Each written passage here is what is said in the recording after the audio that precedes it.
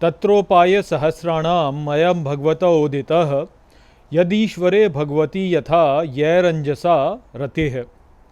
नमस्कार मित्रों, ये जो श्लोक है ये प्रहलाद उपदेश का 41वां श्लोक है जिसे हम आज गहराई से समझेंगे। तो आइए सबसे पहले इसके अर्थ को समझते हैं। तो जो श्लोक है वो कहता है तत्रोपाय सहस्राणाम, अर्थात वहाँ उपाय सहस्रों में अयम भगवतो उदितः, अर्थात ये भगवत उदित है। यदीश्वरे भगवती यथा, अर्थात जो ईश्वर में भगवती के जैसे यैरंजसा रति है, अर्थात जो सीधी रति है।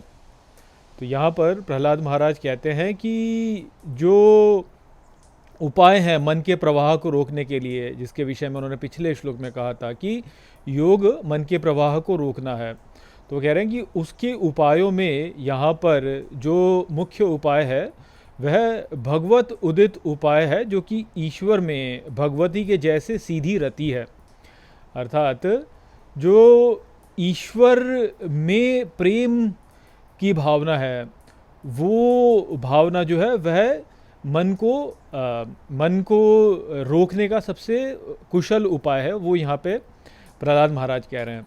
तो वे कह रहे हैं कि जो भगवान से उदित है, भगवान से उदित जो उपाय है योग का, वह सर्वश्रेष्ठ उपाय यह ही है कि व्यक्ति जो है वह भगवान में अपनी रति विकसित कर ले, अर्थात भगवान से प्रेम करना वह आरंभ कर ले, जिसको कि यहाँ पे उन्होंने बोला है भगवती, ईश्वर में भगवती के जैसे, कि जो ईश्वर है, ईश्वर की जो प्रेम शक्ति है, उस प्रेम शक्ति के साथ में जुड़ जाना है, वो ही वास्तव में योग का सर्वश्रेष्ठ मार्ग है। तो यह ही वास्तव में भक्ति है कि ईश्वर से प्रेम। तो भक्ति जो होती है वह ही वास्तव में जैसे कि नारद भक्ति सूत्रों में कहा गया है कि वह अमृत स्वरूपा है और परम प्रेम रूपा है वह।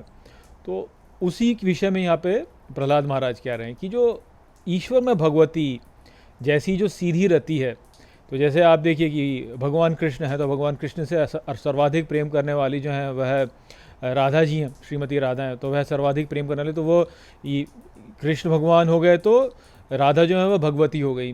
या जैसे भगवान शिव हैं तो उनसे सब सर्वाधिक प्रेम करने वाली जो है माता पार्वती हैं। तो शिव यदि भगवान हो गए तो भगवती जो है वह जो है पार्वती देवी हो गई। तो ये जो उदाहरण है वो उदाहरण से हम यहाँ पे समझ सकते हैं कि जैसे माता पार्वती ने बहुत सारी तपस्या की थी और तब भगवान शिव को अपने पति रूप में प्राप्त किया था।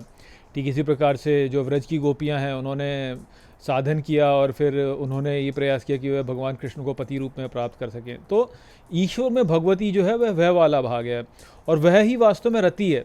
तो जैसे कहा जाता है ना कि भगवान शिव और माता पार्वती एक दूसरे के बीच में जो है रति सुख प्राप्त करते हैं, या जो प्रेम भगवान कृष्ण और श्रीमती राधा के बीच में है वह भी वास्तव में सर्वोच्च रति है, ऐसा बोला जाता है। तो उसी रति के विषय में यहाँ पे बताया जा रहा है कि वो जो रति है वो ही सर्वोच्च उपाय है भगवान से जुड़ने का, और मन की जो गति है उसकी गति को रोकने का है, उस प्रवाह को रोकने का।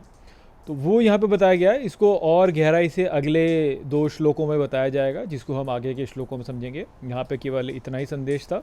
आशा करता हूँ कि मैंने इस श्लोक को आपको अच्छे से समझा दिया होगा। चलिए इसी के साथ इस वीडियो को यहीं पे समाप्त करते हैं। नमस्ते।